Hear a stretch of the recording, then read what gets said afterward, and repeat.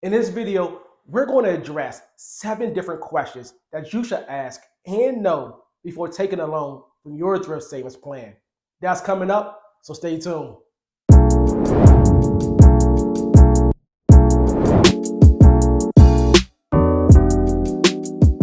Hi, I'm Jerome Harvey with Federal Financial, and this is the Money Briefing.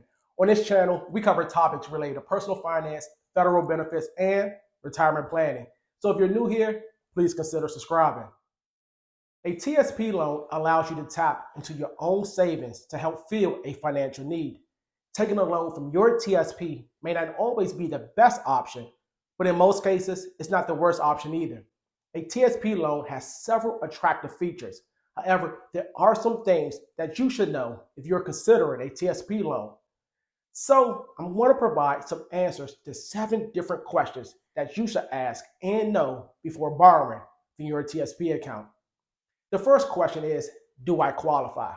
When you take a TSP loan, you are essentially acting as your own lender. So the qualification requirements for a TSP loan are relatively easy compared to most other types of loans. To qualify, you must be both currently employed and be in pay status as a federal employee or as a member of the military. You must have at least $1,000 of your own contributions in your TSP account. Additionally, you must have not fully repaid any type of TSP loan within the past 30 business days. And lastly, you must not have a court order against your TSP account. There are no credit qualifications, and a TSP loan won't impact your credit score because your payment history is not reported to any of the 3 major credit bureaus. The second question that I want to cover is, what are my loan options? There are 2 types of loans. First, there is a general purpose loan. This type of loan is basically similar to a personal loan. It can be used for any purpose. There's no documentation required, and there's no need to state the reason of the loan. The general purpose loan has a pretty short repayment period of 1 to 5 years. The second type of loan is a primary residence loan. This type of loan can only be used to buy or build a primary residence. It cannot be used to buy a second home or a vacation home. Also, you cannot use a primary residence loan to refinance or repay an existing mortgage, renovate or add on to an existing home, or buy land only. Documentation showing the purchase cost or construction cost of your new home must be submitted within 30 days of the loan request. The primary residence loan has a repayment period of 5 to 15 years. Also, I want to point out that this type of loan is not the same thing as a mortgage. Your residence is not used as collateral against the loan, and interest payments are not tax deductible. Furthermore, you can only have 2 loans outstanding at any given time. You can have 1 general purpose loan and 1 primary residence loan at the same time, or you can have 2 general purpose loans at the same time. But you cannot have 2 primary residence loans at the same time. If you have both a civilian account and a military account, the limits apply separately to each TSP account. The third question that is important to address is, how much can I borrow? You can only borrow money that is invested in the TSP's core funds and life cycle funds. Money that is in the TSP's mutual fund window is not eligible to borrow against. The smallest amount that a person can borrow is $1,000. The maximum amount that a person can borrow will vary based on the amount of their contributions and earnings, as well as IRS guidelines. However, no participant can borrow more than $50,000 from their TSP account. Additionally, when you borrow from your TSP account, the loan is distributed proportionally from any traditional and Roth balances in your account. The loan is also paid out proportionally if you hold more than 1 fund in your TSP. The next question that is critical to know is, what are the interest rate and costs? One of the most attractive things about the TSP loan is its low cost. The interest rate charged on your loan will be based on the G-Fund's rate of return in the month prior to the loan being processed. That interest rate will remain fixed for the life of the loan.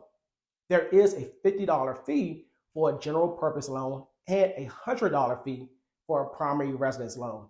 These fees are used to help cover administrative costs, and they are deducted directly from your loan amount.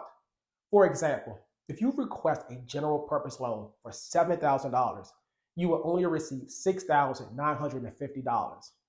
In addition to these direct costs, there are some indirect costs of taking a TSP loan. When you borrow from your TSP, you won't earn any investment growth, interest, or dividends on the outstanding loan amount, which may affect your long-term retirement savings.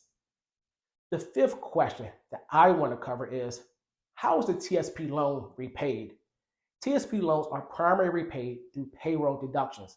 Repayments include principal and interest, and all interest payments are paid back to you instead of a third-party entity.